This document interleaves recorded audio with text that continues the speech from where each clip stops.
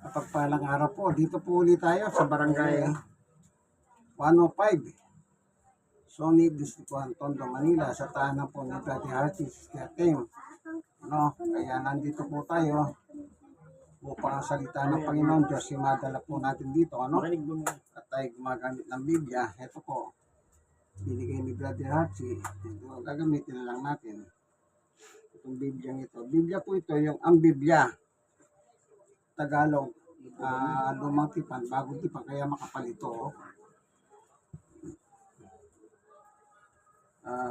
Alam niyo po, ang mga tao ngayon, ito lang, si Brad Dirachi po, nagtatrabaho sa isang, kumukuha sila ng basura ng sundalo. Puro po, karamihan Biblia na kukuha niya.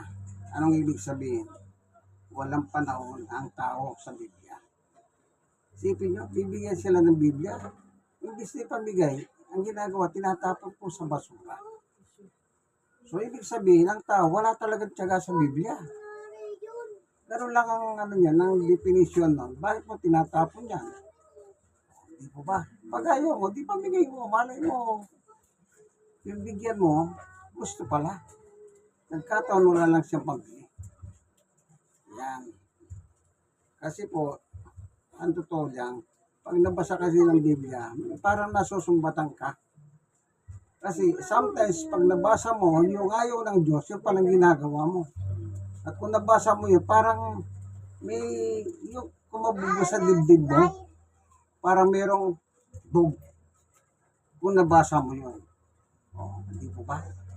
Kaya kung minsan, imbis na ipamigay ang Biblia, ay tinatapon po sa basura. O, sana pamigay na lang nila o sa mga nagtitinda ng mga libro ng second hand. At least kung mabenta man, hindi siya ano. O, halimbawa sa Biblia, meron tayong mababasa. O, tingnan niyo po ano. Dito po kasi may along sumbat dito. Dito tingnan lang natin sa Roma. Sa dito.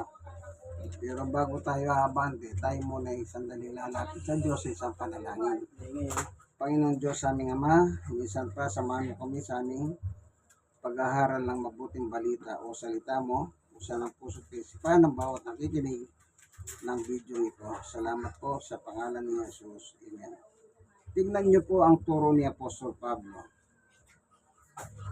Ito, simulan po natin dito sa Roma chapter 1 sa 19. Ito naka-underline dito, nakakulay pula ay green. Yun na susundin natin. Nakuha niya lang ito sa basura, ginagamit natin ngayon, uuwi ko na. Kung mo naka-underline, di basahin na lang natin yung naka-underline. Ibig sabihin, nagamit na po ito. Ang tanong, ba't nila tinapon? Yun ang tanong doon, no? Ang sabi, sapagkat ang nakakakilala tungkol sa Diyos ay ayag sa kanila, sapagkat ito'y pinahayag ng Diyos sa kanila. O, isipin nyo, itong salitang ito, yung parang nakakakilala sa Diyos, ang nagpahayag Diyos mismo. Napaka-amazing, ano po? Sapagkat ang nakakakilala tungkol sa Diyos ay ayag sa kanila, sapagkat ito'y ipinahayag ng Diyos sa kanila. Nagpapahayag pala ang Diyos, ano po?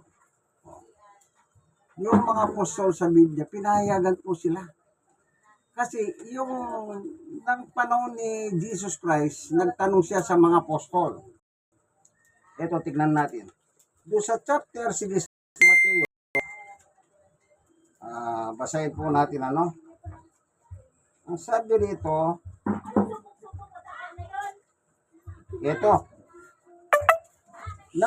sa 16:13 ng Mateo, nang dumating nga si Jesus sa sakop na Cesarea ni Filipo, ay tinanong niya sa kanyang mga alagad na sinasabi, ano baga ang sabi ng tao kung sino ang anak ng tao? Ang nagtatanong dito si Jesus.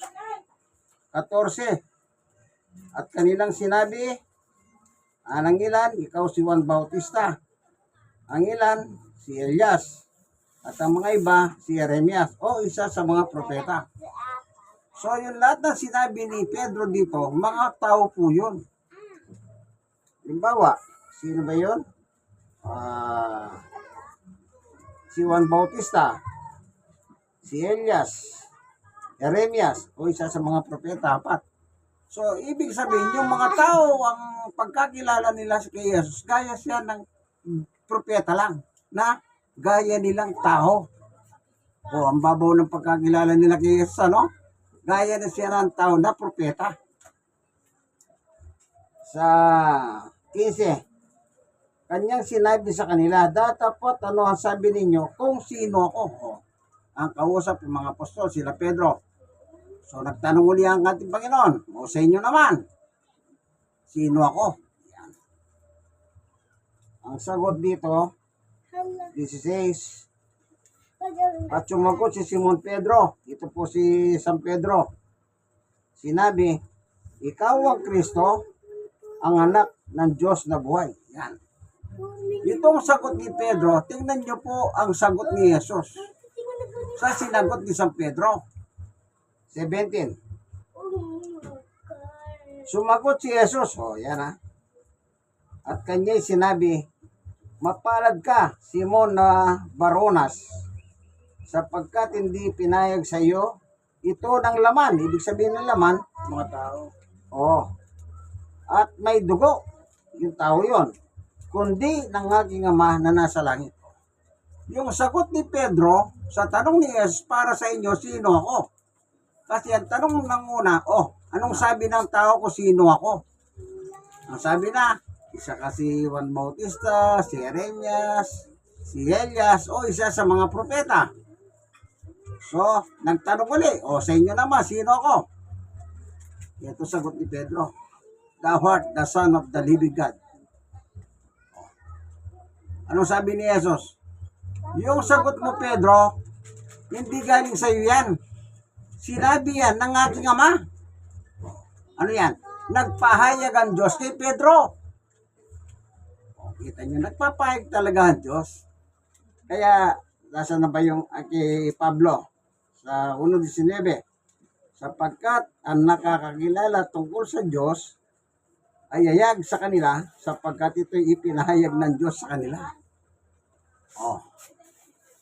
Kasi po, kaya nagpahayag ang Diyos kay Pedro kasi baka magkamali din si Pedro kung anong isasagot niya doon sa tanong ng kanyang Panginoon na si Jesus. Kasi, kasi po tao si Pedro.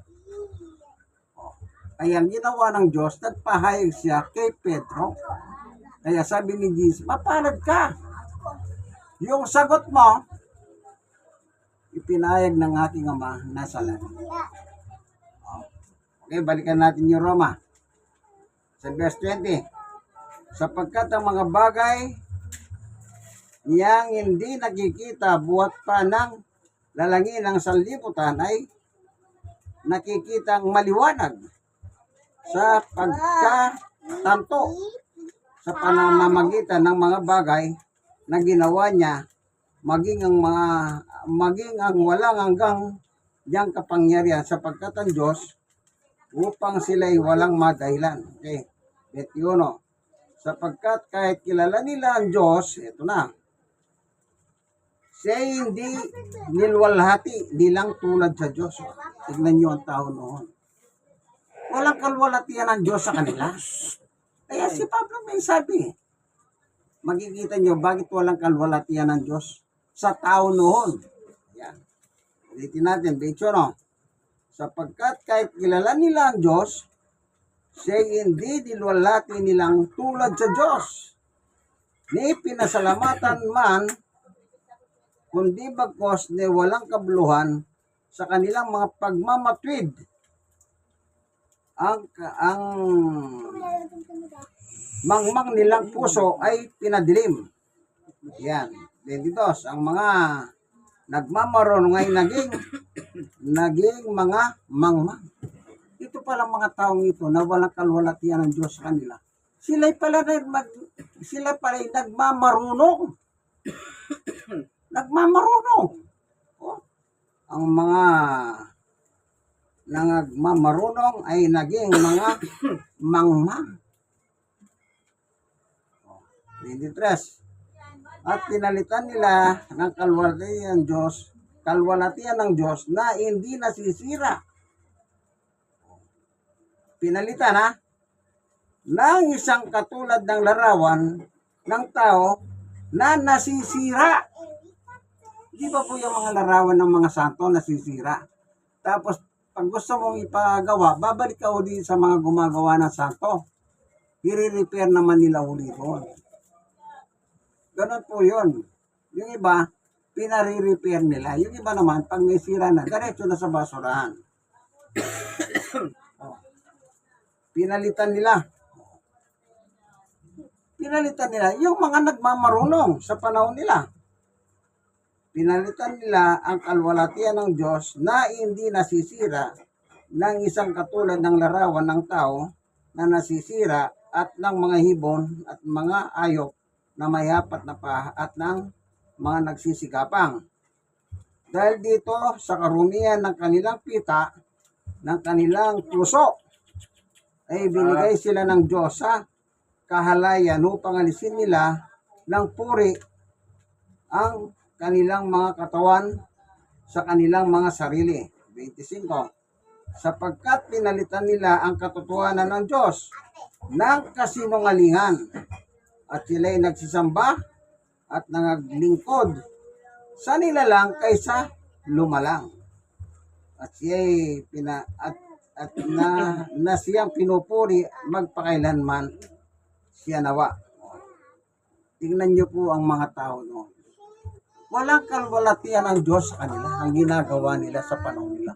Pinalitan nila ang Diyos. Ano yan?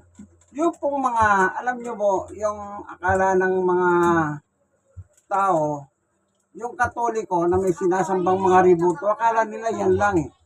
Doon pa lang sa lumang tipan, meron na pong mga ribulto talaga noon na kinaumalingan ng tao. Wala pa Katoliko noon Pero may mga Diyos-Diyosan na po ang mga tao noon na anyong tao rin.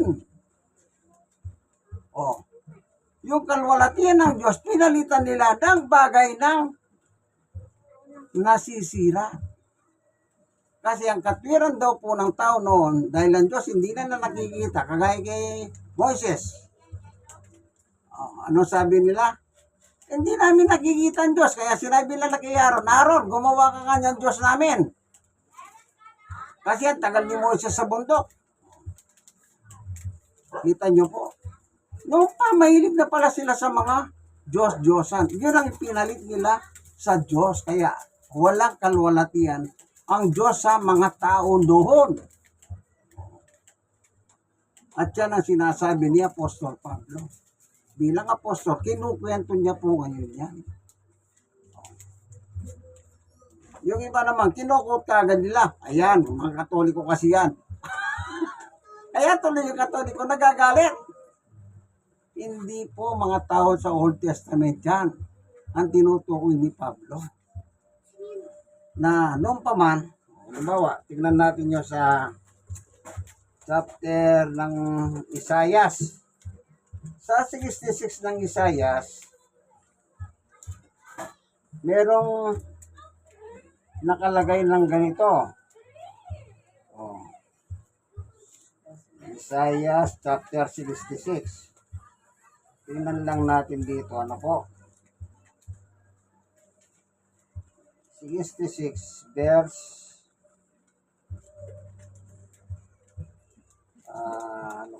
17. Ito. Silang nangagpapakabanal. Nangagpapabanal. Di religyoso talaga yan. Silang nangagpapakabanal at nangagpapakalinis na nagsisiparhon sa mga alamanan. Sa likuran ng isa sa gitna ng nagsisikay ng laman at ng baboy at kasuklam-suklam at ng daga, sila'y darating sa isang wakas na magkakasama, sabi ng Panginoon. Okay, para mas lalo natin makita yung malalim kasi Tagalog nito ang Biblia. Kunin natin yung, buti dala ko po yung isang Biblia ko, ang salita ng Diyos. Tingnan natin yung 66 sa 17, masyado kasi malalim yun. Kaya kumisan, alam nyo, kaya ginawa ng mga translator, tinatranslate nila sa wikang mas magaan natin maunawaan. Yun lang po ang purpose ng translator. Walang iba. Okay naman yun. Tinatranslate nila sa ating panahon. Okay. Ito, 66:17. Sinabi ng Panginoon, sama-samang mamamatay ang mga nagpapakabanal. Kaya sama-sama daw silang mamamatay. Nagpapakabanal, mamamatay sila. At naglilinis ng mga sarili nila sa pagsamba. Nagsasamba pa pala ito, sumisimba pa pala. Sa kanilang mga Diyos-Diyosan. Kaya nga, wala pong kalwalatian ng Diyos sa kanila. Ayusin natin. Tuloy natin. Isaiah 66:17. Sinabi ng Panginoon, sama-samang mamamatay ang mga nagpapakabanal at naglilinis ng mga sarili nila sa pagsamba sa kanilang mga Diyos-Diyosan. Sa alamanan, mamamatay silang kumakain ng baboy, daga at iba pang mga pagkain kasuklam-suklam. Yan. Ano yan? Religious. Sipin niyo po,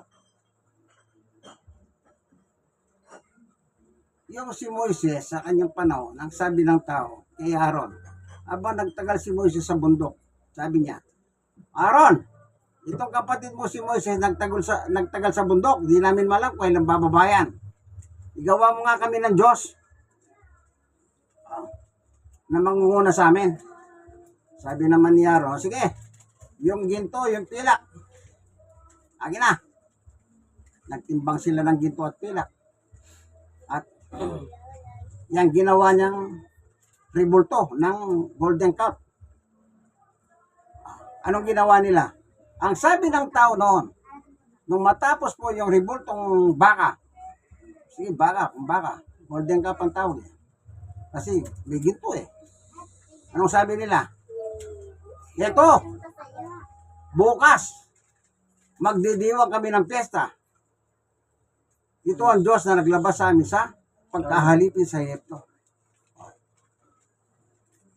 Pinalitan nila kalwalatian ng Diyos sa pamamagitan ng rebulto. Nagdiwang sila. Ito po yung binabasa ko sa 66:17 ng Isaias. Yung festival nila. Celebration. Ginagawa ba nila para sa, nakalagay nga, nagsisimba nga sila eh. Sumasambay. Pero ano sabi ng Biblia? Mamamatay sila. Bakit? Yan kasalanan eh. Hindi walang kabuluhan nila yung kalwalatian ng Diyos sa pamamagitan ng pinalit yung katotohanan ng Diyos ng isang kasunungalingan ng mga Diyos-Diyosan. Akala nyo sa Katoliko lang yan? Nung pa sa panahon pa ni Moises, nagsimula na po yung mga Diyos-Diyosan na yan. Kaya nga yung mga defender, bakit nagpagawa ng ahas? Kasi sabi ng Diyos, sige, gumawa ka ng rebulto ng ahas ha, para lahat ng matuka. Titingin lang doon, hindi na mamamatay. Kita nyo? Kaya napakahirap po, kasi pag binasa mo yung 10 utos doon sa 20, verse, ano naman yan? Okay, tingnan natin. Nang magsabi ang Diyos na, sige, yung sa 10 utos, Exodus chapter 20. Ang sabi rito ay, ano nakalagay dito? Sige. Sa 2, huwag kang magkakaroon ng ibang mga Diyos sa harap ko, sabi ng Diyos. Mga Diyos, huwag kang magkakaroon ng iba. Huwag kang gagawa para sa iyo ng larawang inanyuan o ng kawangis man ng anumang anyong nasa itaas sa langit o nasa ibaba ng lupa o nasa tubig sa ilalim ng lupa. Kaya nga sinabi niya, huwag kayong gagawa kasi nga, pag gumawa kayo, sige, hindi nga kayo gumawa, bumili naman kayo. At pinabindisyon ninyo yon at dinalanginan. Nawawalang kalwalatian ng Diyos dahil po sa inyo. Yun ang sinasabi ni Pablo. Yung Diyos-Diyosan. Kung meron totoong Diyos, meron peking Diyos. Ano yan? Diyos-Diyosan. O ngayon ang ginawa ng Diyos sa panahon ni Moses. Eh, di namatay sila. 23,000 po sa loob ng isang araw lamang. Isipin niyo yan. Dahil sa kanilang kasalanan. Kaya sabi ni Moses, huwag kayong mag-alala, dito muna kayo. Aakyat ako sa bundok Kakausapin ko ang Diyos, hihingi ko kayo ng tawad. Sabi ni Moses, Panginoon, patawarin mo na sila. Ano sabi ng Diyos? Hindi. Ang nagkasala, parurusahan. So, pinarusahan. Yes, ilan ang namatay? 23,000 ang sabi ni Pablo. Sa Isayas. Ay sa... ano ba yun? Anong unang Korinto yata yun? Tingnan natin. Sa chapter 10 ng unang Korinto. 23,000. Noong panahon ni Moises. Isipin niyo po yan. Ang tagal ng panahon pero kinuwento pa rin ni Apostol Pablo. Tingnan natin. Unang Korinto chapter 10. Okay, ito.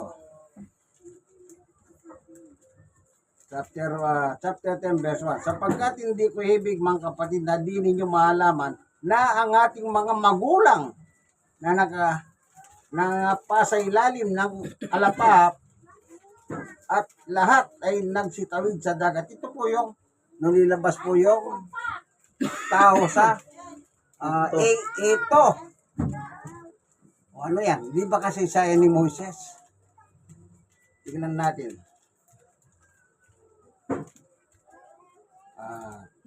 Dito, may nakalagay dito. Ano? Sandali. Sa 6, ang mga bagay nito, yung panahon ni Moses, sa panahon ni Pablo, ang mga bagay nito ay pawang naging mga alimbawa sa atin upang wag tayong magsipagnasa ng bagay na masama na gaya naman nila na nagsipagnasa nila panahon ni Moises. Wag natin silang gayahin. Sabi ni Pablo. Naging aral sa kanila. Ito pa, meron ba nakalagay dito ng ganyan eh. Ayan yun. Basahin pa natin.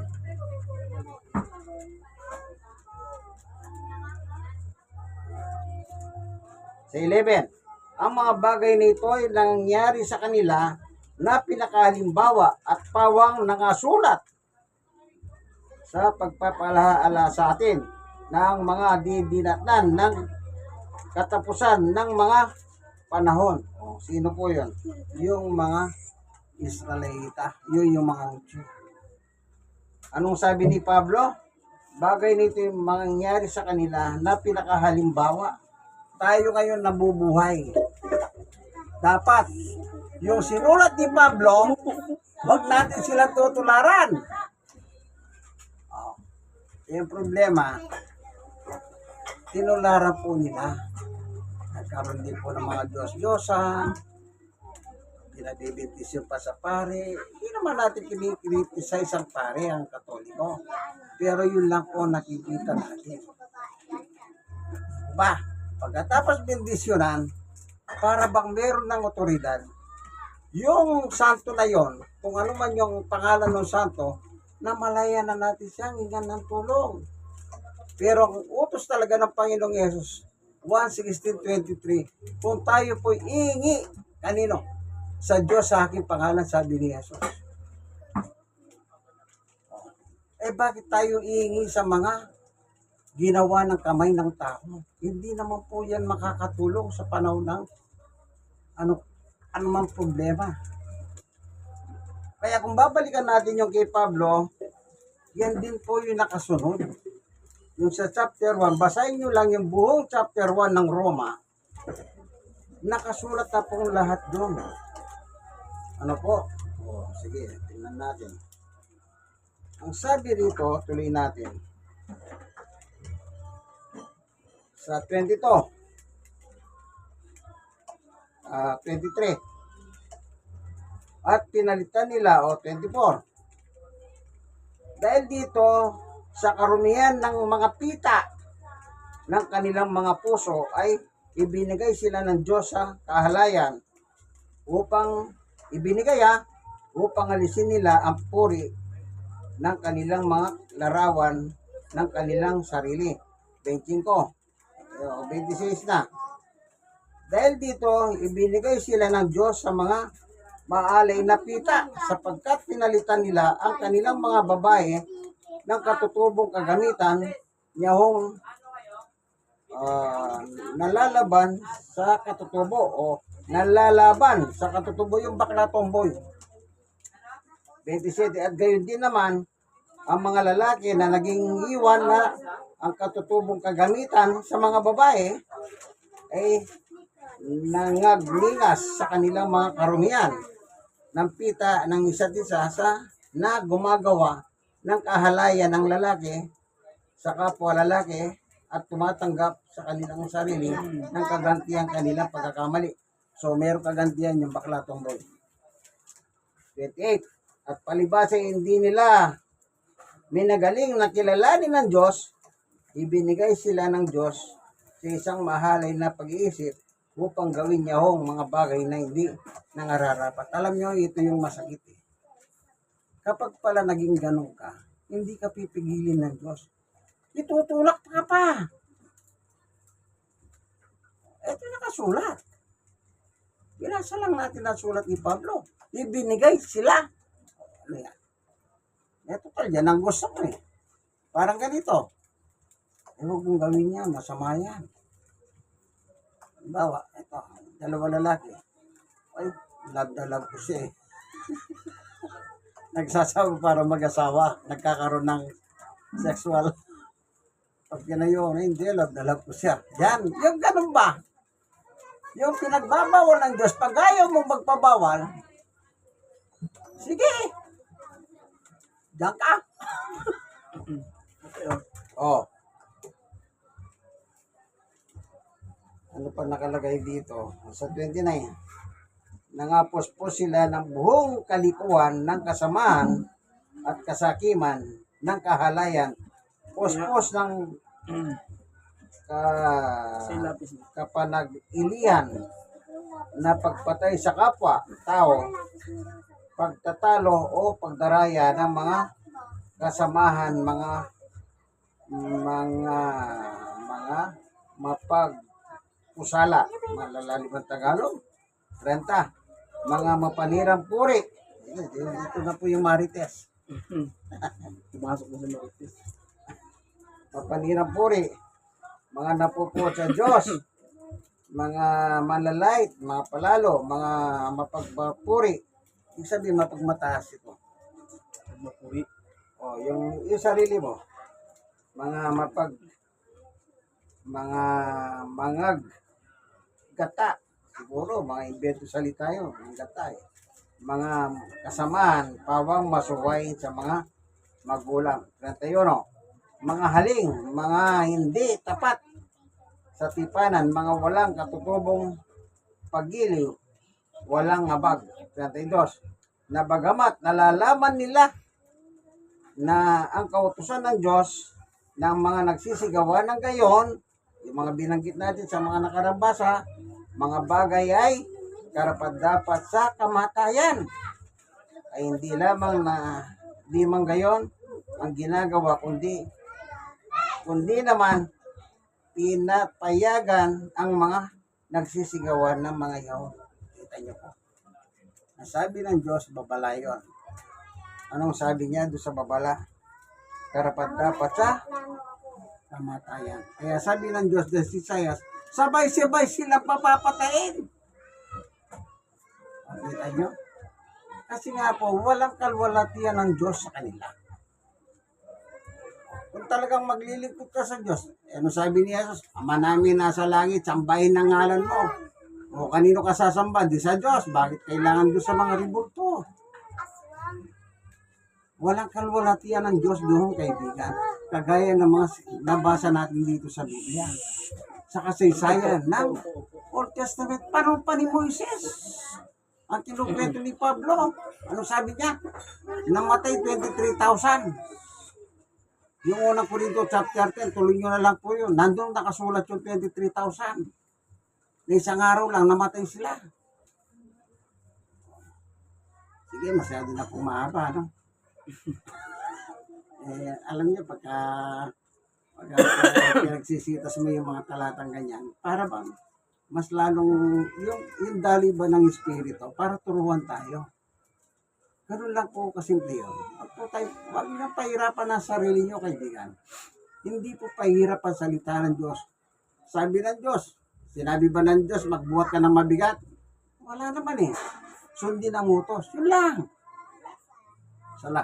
Salamat, Panginoon Diyos, sa iyong pagtuturo sa amin kung paano ka nawawalan ng kalwalatian dahil sa mga Diyos-Diyosan na ginawa ng mga tao. Salamat po, tinuruan mo kami. Yung mga nanonood ng video ito, hindi nyo pa sinusuko ang buhay ninyo sa totoong Diyos, Diyos ng langit at langit, ng lupa, isuko nyo na sa pamamagitan ng kanyang anak na si Jesus Christ. Salamat po, Ama, sa ngalan ni Jesus. Amen. So hanggang dito na lamang po, ano, medyo napahaba, pero ganun pa man, okay pa rin, masarap naman po ang makapagiling na salita ng Diyos. Ano? Ngayon lang, siyempre, Tagalog ko, medyo tagilid. Kasi po, kung sa wika ko lang ito, mas madali eh. Pero hindi po eh. Yung national language natin is Tagalog. Sana, kung meron kayong Biblia, sundan nyo ako. Ang Biblia ang ginamit natin. Ano? Sige po, God bless us all po sa inyo. Bye-bye.